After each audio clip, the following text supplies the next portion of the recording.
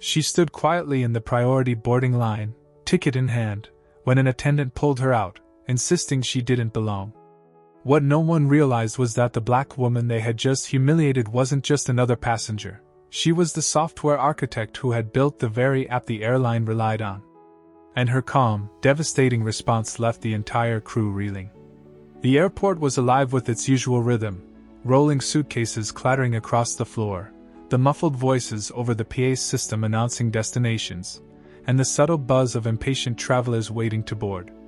In the middle of it all, Amara Johnson stood silently, her boarding pass clutched in her hand. She wore a simple blazer and jeans, her natural curls framing her face, and a small smile tugged at her lips as she scrolled through her phone. She wasn't nervous about the flight. She had flown more times than she could count. But today felt different. She was headed to San Francisco, where her team was about to unveil the newest version of the airline's own app, the app she had spent years designing. Millions of passengers used it daily to check in, select seats, and track flights. It had become the backbone of the airline's digital presence. And she, the lead software architect, was its creator. The boarding process began. First, passengers with special needs. Then active military. Then first class and priority members.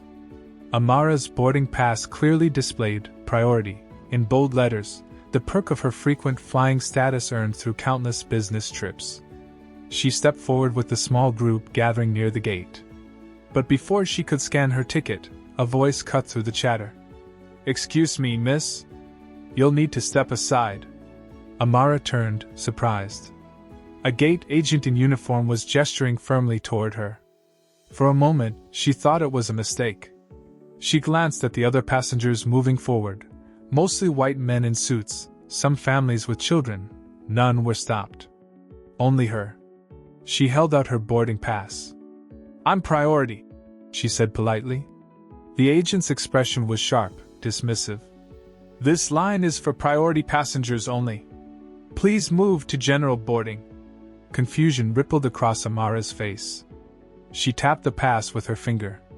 "It says priority? Right here." But the agent barely glanced at it. "Ma'am, please don't make this difficult. Step out of the line." The words landed like a slap.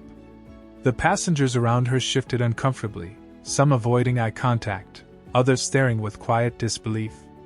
A man behind her muttered, "Are you serious?" but didn't step in. Amara swallowed hard, heat rising in her chest. "I have the same right to board here as anyone else," she said calmly. The agent's voice hardened.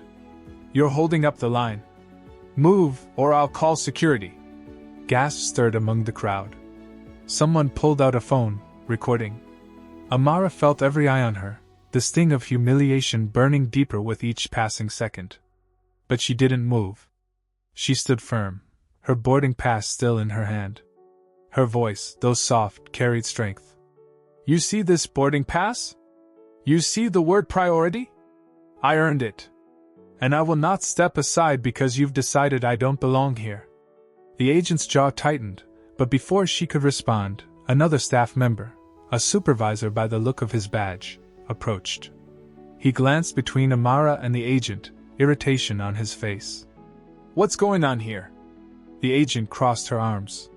"She's trying to use the priority line without authorization." Amara finally turned, her eyes locking on the supervisor. "Authorization? I've been stopped, embarrassed, and threatened for using the line that my ticket says I belong in. Is that standard procedure here?" The supervisor sighed, clearly wanting to defuse the situation quickly.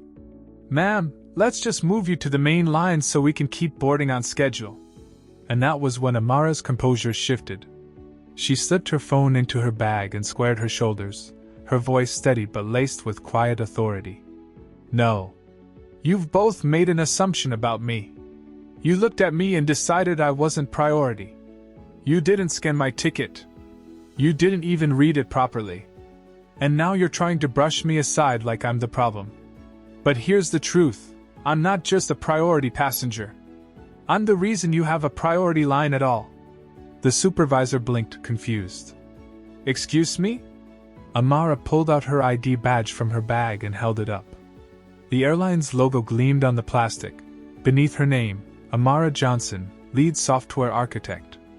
"I built the app you're holding in your hands," she said, pointing to the scanner in the agent's grip. "The app your passengers use to check in, to pay for upgrades, to board flights. The app that keeps this airline running smoothly. And right now, millions of people are preparing to update to the version I designed." The gate fell silent. The agent's face strained of color. The supervisor's mouth opened but no words came out. Passengers stared, whispering. Someone muttered, "No way," while another whispered, "She built the app?" Amara stepped forward, her voice calm but carrying weight. "You tried to strip me of my dignity because you didn't think I belong. But I am more a part of this airline than either of you standing here. So let me ask you, if the person who built the foundation of your system doesn't belong here, who does?" The agent stammered, her hands trembling slightly. I didn't realize." "That's exactly the problem." Amara cut in, her eyes steady. "You didn't realize. Because you didn't care to look." A ripple of applause broke out from the line. The man behind her, who had been recording, said loudly, "You tell them." Others nodded, their expressions full of support. The supervisor's tone shifted quickly, his authority crumbling. "Ms. Johnson, please accept our apologies. You're absolutely welcome to board now. We'll address this internally." Amara scanned her pass without another word. The machine beeped green. She walked down the jet bridge, her head high, the sound of applause following her. But the story didn't end there. By the time the plane landed, the video had already gone viral. Social media exploded with outrage. "Black woman removed from priority line by her own airline. Turns out she built their app." Headlines blared. TV anchors replayed the footage. The airline scrambled to issue a statement, promising investigations, training, apologies. The gate agent was suspended. The supervisor faced review. But the damage was done. The world had seen the arrogance, the assumptions, the discrimination, and they had also seen the power of a woman who refused to shrink herself. For Amara, it wasn't about revenge. It was about setting a precedent.